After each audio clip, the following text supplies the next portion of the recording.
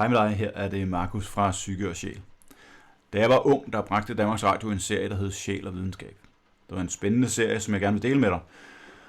Det er ikke et udtryk for, hvad jeg selv mener, for jeg er slet ikke enig med videnskaben i de her serier. Men du skal huske på, at serien er fra år 2011, og at videnskaben heldigvis flytter sig med store skridt lige for øjeblikket. De sidste 2 afsnit er i virkeligheden et dobbeltafsnit, så afsnit 5 og 6 handler om nærdødsoplevelser, som er denne her beskrivelse, der kommer, når et menneske har været død i en ulykke eller lignende, og er blevet genoplevet.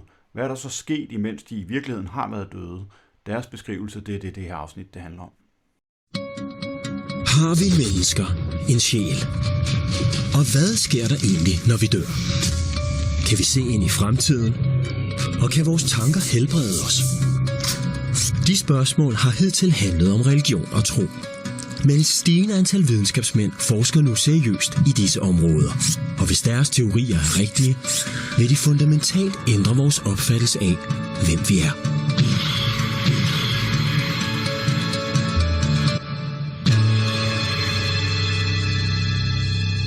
I sidste afsnit hørte vi om 5 danskeres gådefulde nærdødsoplevelser. Jeg ser jo det hele oppefra.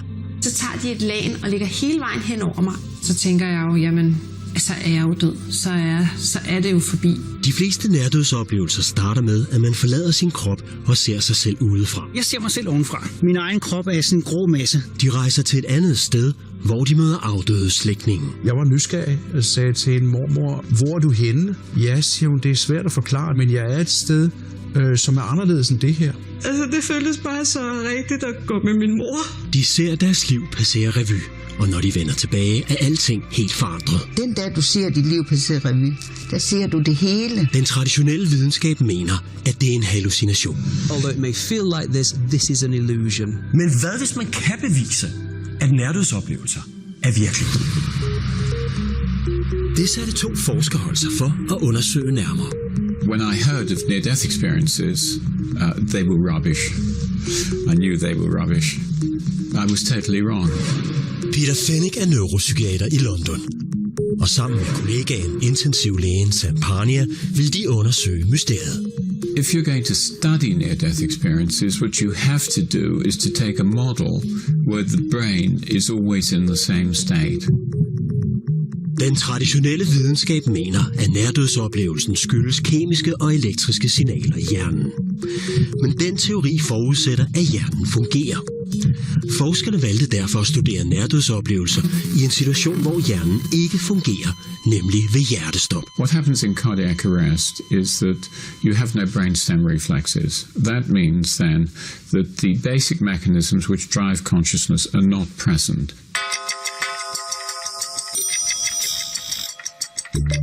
Ifølge Peter Fenwick viser forskningen, at hjernen er elektrisk inaktiv ca. 15 sekunder efter et hjertestop. Derfor burde det slet ikke være muligt at have nogen form for bevidsthed eller at kunne hallucinere under et hjertestop, da hjernen altså slet ikke fungerer på det her tidspunkt. Også i Holland er et hold forskere blevet interesseret i patienter, der har haft hjertestop og haft nærdødsoplevelser.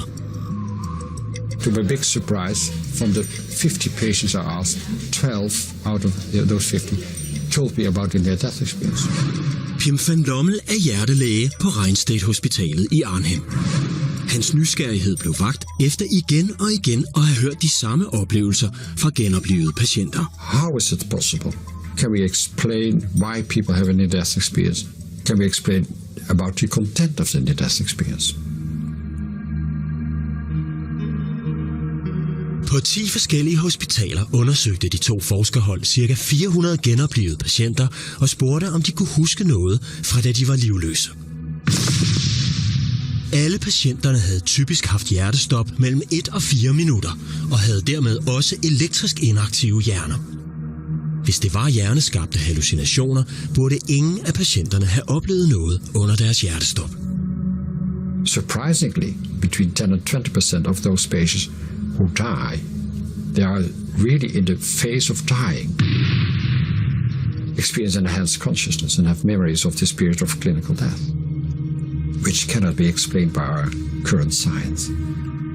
Sampania og Peter Fenwick nåede frem til et lignende resultat. We managed to show that 10% of people who have a cardiac arrest, in other words, who die and are brought back to life again, have some kind of memories from that period of time. Så hvad der burde være umuligt, sker altså. Folk oplever tilsyneladende noget, mens deres hjerner angiveligt er inaktive. Pim van Lommel besluttede sig derfor for at tage undersøgelsen et skridt videre. I now knew that it was possible. Then I wanted to know how it is possible. Lommel og hans team gik i gang med at undersøge, hvad forskellen var på de ca. 10-20% af patienterne, der havde nærdødsoplevelser, og så dem, der ikke havde. Var deres hjerner udsat for noget forskelligt? Fik de mindre ilt? Var det deres religion? Den medicin, de fik? Eller handlede det om, hvor længe de var døde? Og igen blev han overrasket. There is no reason, medical reason, psychological reason or pharmacological, why patients experience a near-death experience. So it's still a mystery. Lommels studie kunne altså ikke finde det, den traditionelle model af hjernen påstår, nemlig en fysiologisk eller psykologisk forklaring på nærdødsoplevelser. Pim van Lommel undersøgte også det næste mysterium. Hvorfor ændrer folk sig så drastisk, når de kun har været væk nogle få minutter? En oplagt forklaring kunne være, at når man har været helt tæt på døden, og alligevel er vendt tilbage igen, ja, så får man et noget anderledes syn på livet. So we did a longitudinal study to see if the transformation patients talk about is it due to the cardiac arrest itself or due to the near-death experience. Pim van Lommel og hans team fulgte derfor 2 grupper af genoplevede patienter i 8 år. Både dem med nærdødsoplevelser og de andre hjertedøde, der ikke kunne huske noget. Det viste sig, at nærdødsopleverne på nogle punkter havde ændret sig væsentligt mere end de andre. Hvor det kunne være... Kan du se, det er dig? Du sidder der i en rød skålstikkespør. Jamen, mine værdier skiftede fuldstændig efter den her oplevelse. Fuldstændig. They don't fear death anymore. They have a new life inside. It's all about love and compassion. Troen på et liv efter døden eller en anden tilværelsesform er jo blevet meget vigtigt. Det er blevet en meget vigtig del af, at jeg ikke har dødsangst. Jeg er ikke bange for at dø. Jeg er ikke bange for døden, fordi det er en anden værensform. Jeg har ikke nogen angst for døden på den måde. Jeg ved, det er et godt sted, jeg kommer hen bagefter.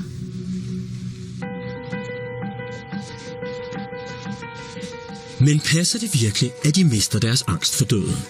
Vi har spurgt en, der ved det. Jeg oplever, at folk, der har haft nærdødsoplevelser, ingen angst har for døden. Connie Larsen er sygeplejerske på St. Lukas Hospice og har siddet med flere døende patienter, der tidligere har haft nærdødsoplevelser. Og de er meget anderledes end andre døende patienter. De lever lige til sidste og er meget givende for dem, der er omkring dem. Og døden, ja, det glæder de sig lidt til. Sådan, altså, det kom, når det kom. Så det er altså selve nærdødsoplevelsen, der gør, at folk forandrer sig radikalt.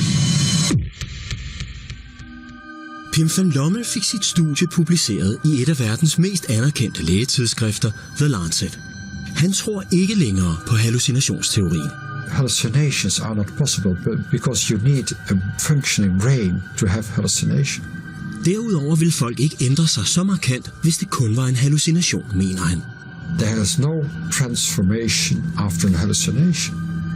So, by definition, a near-death experience cannot be an hallucination. På baggrund af sin enorme database, tror Jeff Long heller ikke længere på, at nærdødsoplevelser er hallucinationer. Han peger på en af personerne i sin database, som har overbevist ham om, at hjernen, uanset hvor ekstreme forhold den er udsat for, ikke selv kan skabe nærdødsoplevelsen. I've been completely blind since birth, and I've never been able to see shadows or light or anything. And in my dreams, of course, there is nothing visual either. I just have taste, touch, sound, and smell, but no visual impressions. Vi er i udkanten af Seattle og på besøg hos Vicky Bresson. En dag på vej hjem fra arbejde kommer Vicky ud for en alvorlig bilulykke, hvor hun bliver slynget ud igennem forruden. Hun bliver bragt til hospitalet, hvor hun får hjertestop i over 4 minutter. Hun forlader sin krop og oplever for første gang i sit liv at kunne se. I was up on the Harborview Medical Center ceiling, looking down at everything they were doing with my body. And the female doctor said, well, we don't even know if she's going to survive. And I thought, oh no, is that me they're talking about?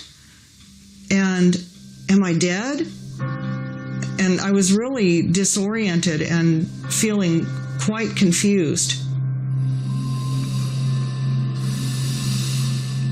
I recognized my wedding ring from my first marriage, and I had seen that they'd shaved off a good deal of my hair. Men hvordan er det pludselig at opleve en sans, man aldrig har haft? It was frightening and eerie and foreign to perceive of things from that vantage point. It was not pretty at first. It was really scary to be able to see. But I saw with my whole being, not with eyes. It was like I could see all around me. And I could pick up on the thoughts of the doctors before they spoke. It was just strange. The whole thing was very weird. Vicky prøver at komme i kontakt med sygeplejersken. I tried to let her know that I was okay, and I reached out my right hand, and my right hand went through her right arm. And that really freaked me out. Vicky oplever at ryge ind i en tunnel af lys og møde afdøde slægtninge og venner. Og hele tiden ser hun alting. Light was light. I don't know how else to describe it to you except that I saw different shades and brilliances of light in everything, in the flowers, in the people. It was really fantastic.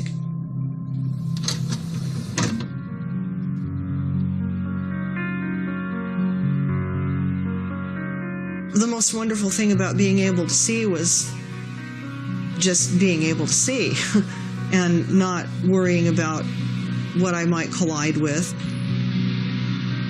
Der er nu 9 velbeskrevne tilfælde af blindfødte, der ligesom Vicky oplever syn i ude af kroppen tilstand.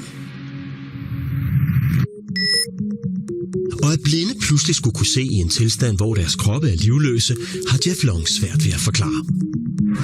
There's absolutely no medical explanation, even theoretically possible. If you're born totally blind from birth, vision is an abstraction. You cannot explain vision to somebody born totally blind from birth in terms of the remaining 4 senses. It's impossible. One thing I could say to any skeptic or somebody that would say that this was just the hallucinations of a dying brain or whatever, I have never been able to see. I have no way to relate to seeing. And this was something that I could never have hallucinated. Både Vicky, Signe og Svend forlod deres kroppe og kunne beskrive, hvad der foregik omkring dem. Hvis disse oplevelser er virkelige, er vi altså i stand til at eksistere uden vores krop. Det åbner os mulighed for, at vi lever videre, når kroppen dør. Men det er jo bare noget, de fortæller. Hvordan kan man undersøge, om det er rigtigt? Det har nogle af de større studier givet mulighed for. Da alle patienter i studierne var indlagt på hospitalet, vidste man nøjagtigt, hvad der foregik omkring dem, og hvornår det foregik under deres genoplivninger. About a third of people who have near-death experiences will leave the body and watch the resuscitation process. Now, if they do that, we know exactly when the near-death experience is occurring. And we know what the brain state is like. Og nu nærmer vi os det mest springende punkt i forskningen. Hvornår sker oplevelsen? It could be as people are going into this state of flat EEG, or it could be as they're coming out of it. Chris French anerkender, at man ikke kan hallucinere, mens hjernen flatliner. Men hvis de for eksempel kan beskrive deres genoplevning meget detaljeret, er noget af oplevelsen så ikke netop sket, mens hjernen er lukket ned. There is a strong body of anecdotal evidence that supports the idea that people who've gone through a cardiac arrest are able to see and hear doctors working on it. Et eksempel på det er Lisa Bingham.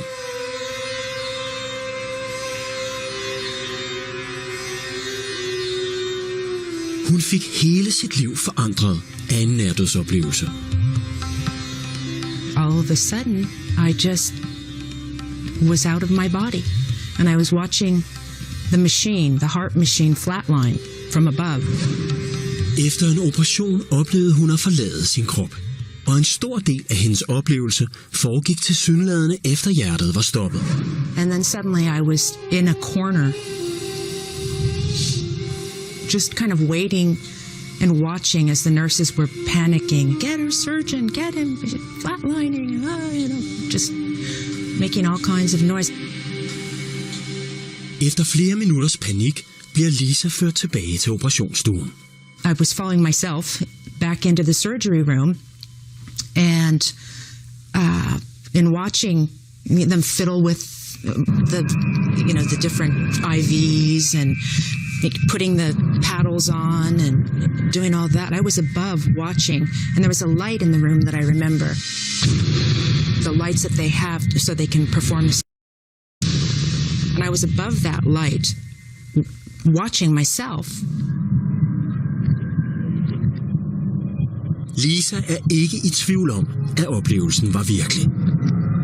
I know that it wasn't a dream. It wasn't, it happened. I nærdødsstudierne er der nu flere beskrevne patienthistorier som Lisas, hvor patienterne ude af deres krop tydeligt og yderst detaljeret kan beskrive, hvad der foregik efter hjertestoppet og under genoplevningen, mens hjernen angiveligt var inaktiv. These theoretical perceptions are very, very scientific important because it proves that the near-death experience happened during the period of cardiac arrest and not in the first seconds of the last second.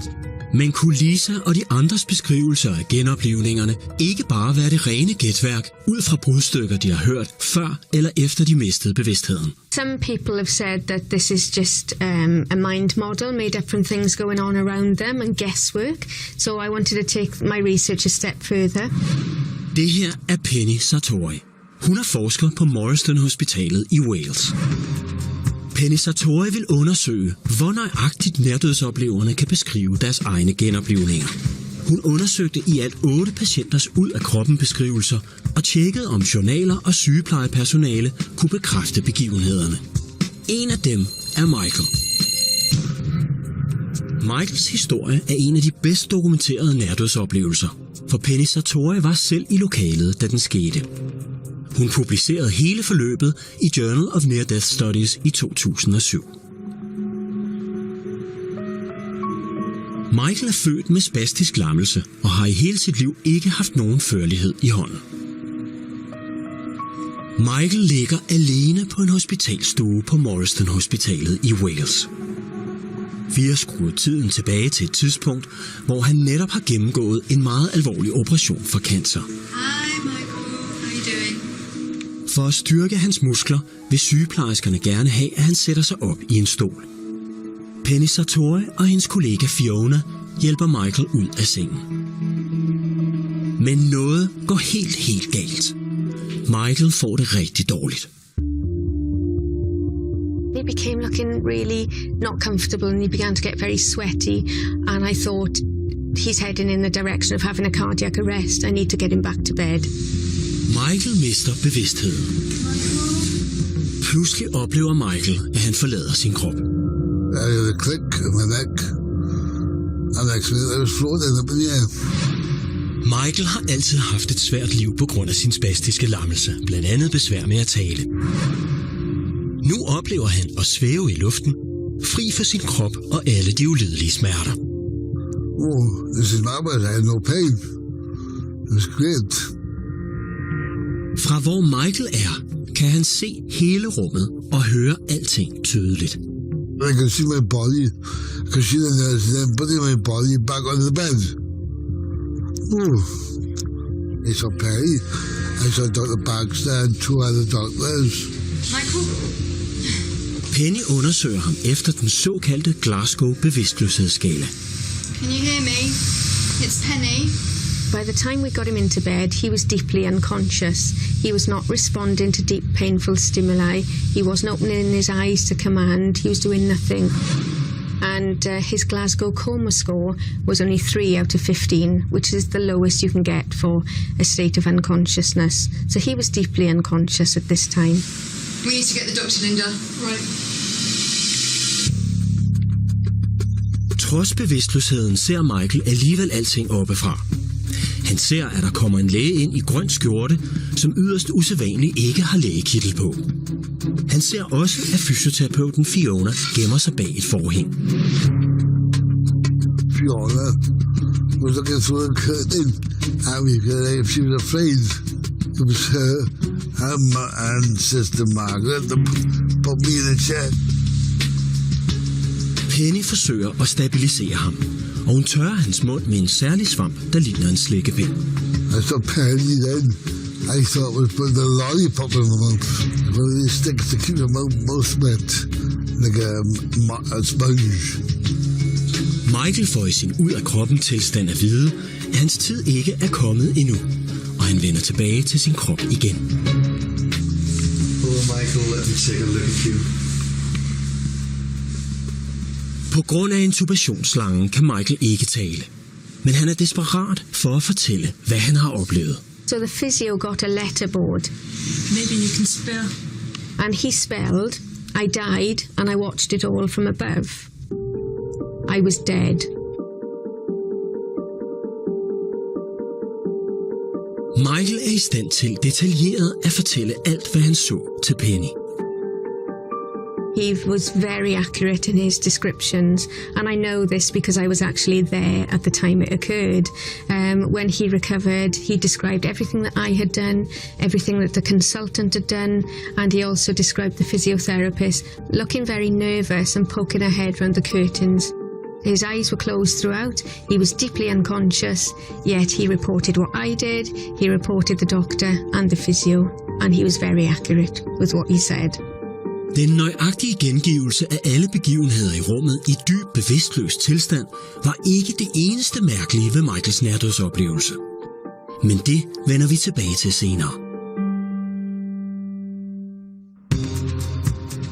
I både Michaels tilfælde og de øvrige 7 patienter med nærdødsoplevelser fandt Penny, at beskrivelserne af genoplivningerne var meget korrekte. Hvis det bare var rent gætværk, burde den gruppe, der ingen nærdødsoplevelser havde haft, også kunne gætte sig til, hvordan deres genoplivning foregik. Thanks very much for agreeing to chat with me. Penny interviewede derfor et større antal patienter fra denne gruppe. Can you remember the names of the nurses and doctors? They made very inaccurate guesses, and a lot of them were under the misconception that they'd had DC shocks with the paddles, and in fact those patients weren't shocked at all. All they had was the CPR, which is the chest compressions, and that was all that was required to resuscitate them. Whereas the people who had the out-of-body experience were quite accurate in what they reported. So there was a bit of a difference there, quite a stark difference actually. På baggrund af undersøgelsen mener Penny, at det ikke kan være gætværk, når nærdødsopleverne nøjagtigt kan beskrive deres genoplivninger. There's no explanation for it, other than that we have to change our views on consciousness.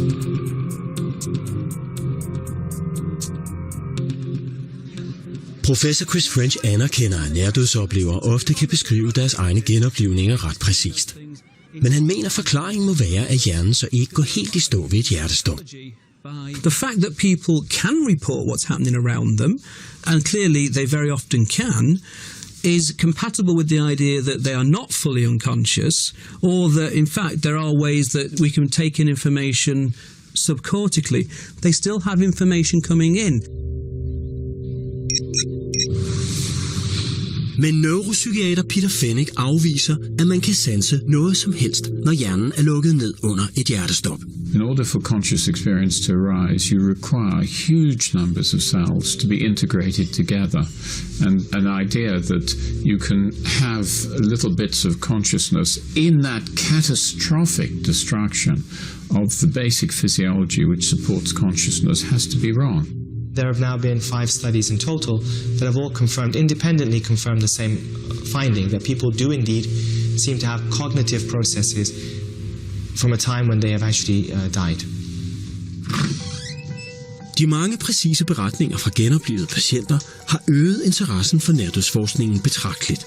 Sampania i New York er derfor sammen med 25 hospitaler i USA og Europa i gang med systematisk at undersøge ud af kroppen oplevelserne. Those who claim to be in this so-called out-of-body state, the majority of them seem to focus on themselves.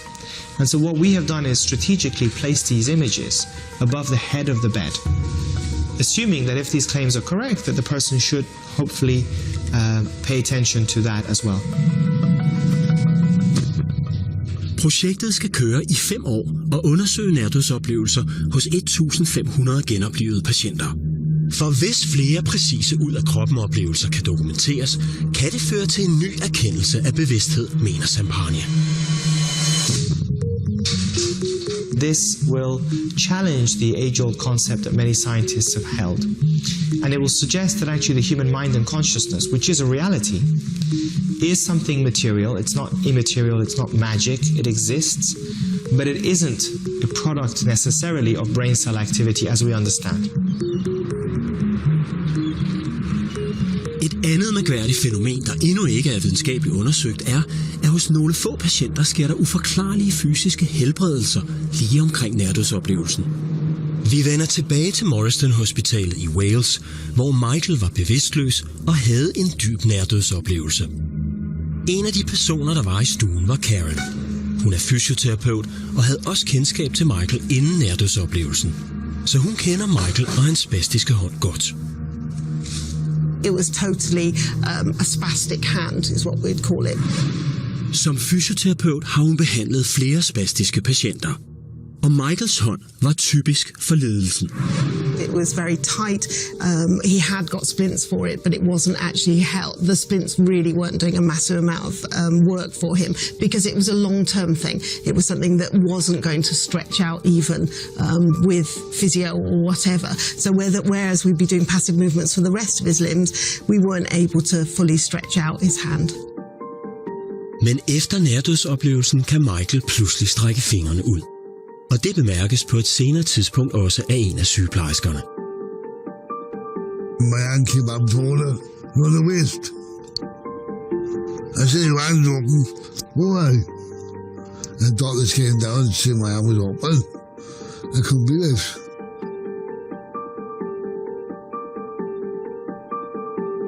And my hand was open. Like this one.